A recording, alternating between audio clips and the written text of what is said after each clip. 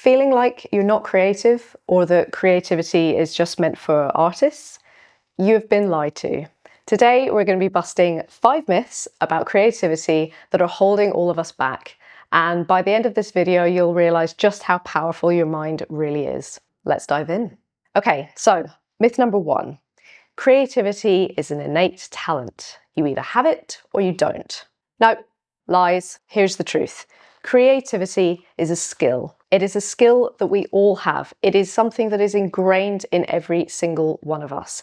And it's something that shows in different ways with different people. It all is dependent on what it is that excites you, what it is that drives you. For some people, it might not be painting. It might not be taking photographs. It might not be sculpture. It might not be something that is in the category of being a traditional artist, which is something that so often do people put creativity in the category of. Creativity is something that we can all learn. It's something that we can all tap into. Just like learning an instrument or playing a sport, we all start off not knowing what the hell we're doing with that. And it is something that we can learn, it's something that we can practice and that we can develop. So often nowadays with social media, the people that are exposed to us are often people that are already at the top of their game or coming into a break in their career. So often do we compare ourselves to these people and think, I'm not creative like them, or I'm not as talented as them.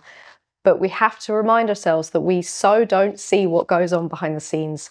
We don't see the struggle and the failures and the practices and the evolution that that person had to go through to get to the point that we're all seeing now. You should have seen my work when I first started, when I first picked up a camera. It was not great. And of course it wasn't great. It's not going to be anything like what it is now. I'm now 13 years into taking photographs. But we don't see the process. We don't see where we started and what they had to do to fail and learn and grow to get to where they are now. It's the same for all of us. And often we don't even see that in ourselves. We're just thinking who we are now and we're comparing ourselves to who we think we ought to be. So if you've ever thought, I'm not the creative type, or you've ever heard anyone say to you that they're not the creative type, ditch that mindset. You can train your brain to think creatively, one step at a time. Which brings me nicely on to myth number 2. Creativity is only for artists. Now this one really bothers me because it limits so many of us. We tend to think of creativity for painters, for photographers, for sculptors, for writers, when in fact creativity is problem solving, it's innovation, it's thinking differently. And when you think of it in those terms, all of these people who write and paint and take pictures, everyone's work would be pretty dull and pretty meaningless if none of these people knew how to problem solve, how to think differently and how to innovate. We'd be stuck in the same styles, in the same type of imagery. Technology would not have advanced as much as it has. All these things that we have at our fingertips today, that we have around us in our home, that have become our daily lives, none of it would exist if it wasn't for people knowing how to problem solve, knowing how to think differently, knowing how to innovate. Scientists, engineers, mathematicians, these are the people that I've heard this sentence, I'm not the creative type, come from the most. And the funny thing is they are some of the most creative people out there. Think about some of the greatest inventions that we have. Einstein, for example, his thought experiments, or how the internet was invented. All of those things were breakthroughs from creative thinking. Some of the most talented people I know that I admire immensely have also said this to me. One of the producers that I work with, his job is to make the shoot happen. He is the one that facilitates what it is we're trying to do. It is a job that I've done myself a lot and it's so tough. I admire his ability to do his job at the level that he does it. And although he's not on the camera side and he's not on the sort of creating side of things, the thing is without his creativity to problem solve, to put out fires, to figure out how we're going to make something work, particularly in small time frames or tight budgets. That is a skill, that is a creative skill. And the only way that he can deal with the pressures that he's under, the only way he can deal with a problem as big as the sort of things that we deal with on a shoot, you know, people pulling out, or, you know, the budget gets brought down but the client wants something that's going to blow it out of the water, things changing on set, the deliverables changing on set, managing so many different people with so many different demands, hundreds of different invoices, time frames, weather, all these things. The only way he can work with a problem that big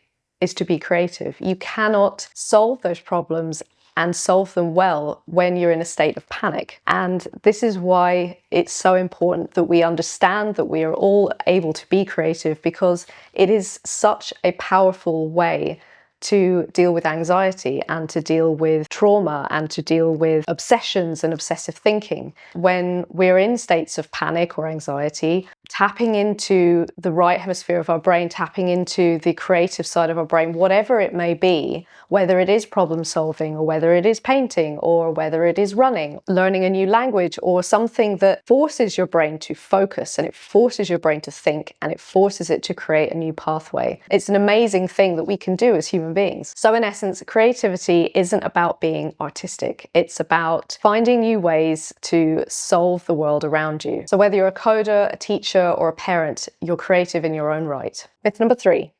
Creative people are always inspired. If only. The truth is, inspiration is cultivated. It doesn't just magically appear.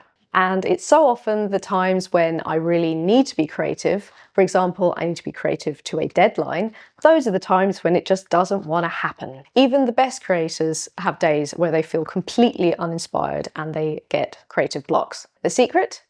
Don't wait for inspiration to come to you.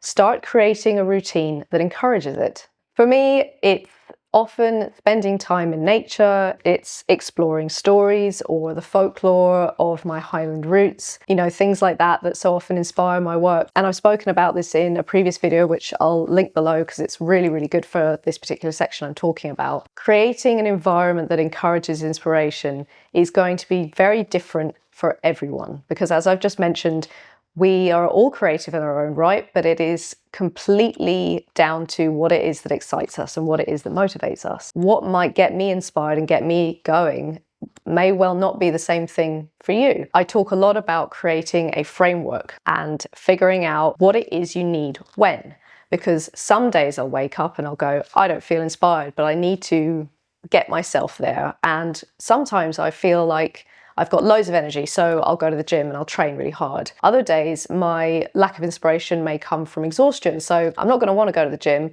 Maybe I want to sit outside and bathe in nature because that's something I love doing and it really helps me to switch off. But say the weather's really crap and perhaps that's not really inspiring me to go outside right now. So perhaps I might stay indoors and maybe I'll paint or maybe I'll write. And a lot of the times while I'm doing things like that, I'll listen to music, and that's something that really gets me going. It kind of sets the tone for my energy for that day. Maybe it's something really loud I need to listen to with lots of energy, or maybe it's something very calming like film scores with no words that help me focus. It all depends on how you're feeling in the moment and what it is you feel you need. And it's really, really useful to have, rather than a set routine that you feel you have to stick to every day, which creates pressure, it's more like a toolkit with loads of things that you know you can tap into when you need it, depending on how you're feeling. The point is, don't wait for the perfect moment to start creating. Just start and the inspiration will follow. Myth number 4. Creativity requires complete originality. This is a big one.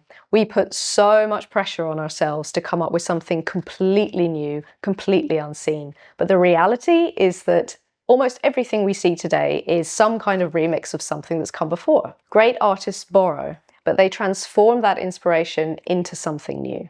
And let's not forget, we all have our own style and we all have our own way of interpreting things. And that in itself makes something new and makes something look different and makes something unique. It all depends on where you get your inspiration and how well you're able to adapt it to something that is your voice and is unique to you. That is where the skill comes in, and that is something that you can learn and that you can practice and you can persist with. When I create, I often take inspiration from landscapes, from history, from folklore, poetry, and human experiences, usually my own human experiences. It's all about knowing how to blend these influences to create a completely new perspective. So don't worry about being completely original. Focus on bringing your unique voice to the table. That's what makes it yours. Last but not least, myth number 5. Creative success comes instantly or overnight. This myth really was sparked by a couple of conversations that I've had with other creators, and a lot of people look at what I put out there on social media, LinkedIn, Instagram, and YouTube as well. They all think that I've got everything together and that life's great and that I'm positive all the time and I'm doing all the right things, creating all the time, collaborating all the time. So I'm kind of at the top of my game in that sense. And it was really enlightening for me, because I suppose in one sense I realized that what I put out there, I'm only putting the highlights out there. I'm only putting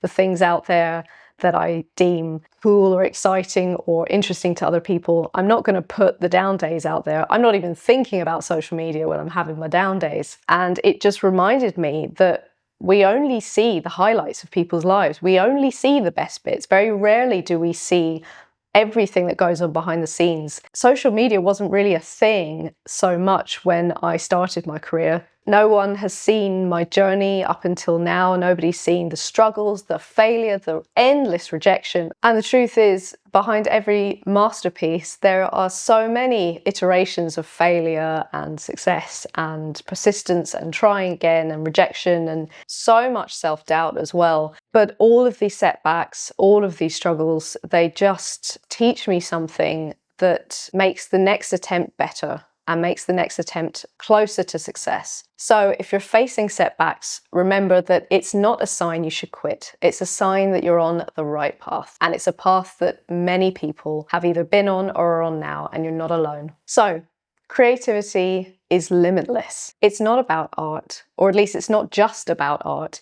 It's about how you see and solve the world around you. So whether you're painting or solving a complex problem or just imagining a better world, remember, creativity isn't just an option, it is the way forward. So which one of these myths have you believed? Or have you heard any of these myths being talked about by other people? Drop me a comment below. I'd love to hear your thoughts and experiences. And as always, if this video resonated with you, then please hit the subscribe button. It really helps me out.